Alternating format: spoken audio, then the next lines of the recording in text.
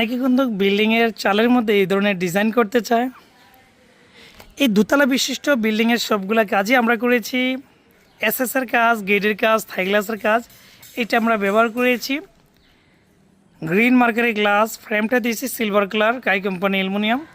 আর ডিজাইনটা খুবই চমৎকার একটি ডিজাইন। আপনি কিন্তু আপনার বিল্ডিংয়ে এই ধরনের ডিজাইন দিয়ে ইনশাআল্লাহ আমাদের থেকে নিতে পারবেন।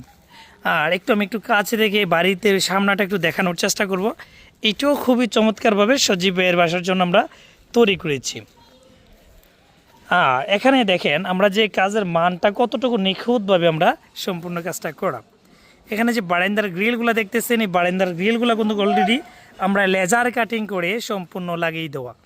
এই লেজার কাটিং করার কারণে কিন্তু সৌন্দর্য অনেক বেশি ফুটে উঠেছে।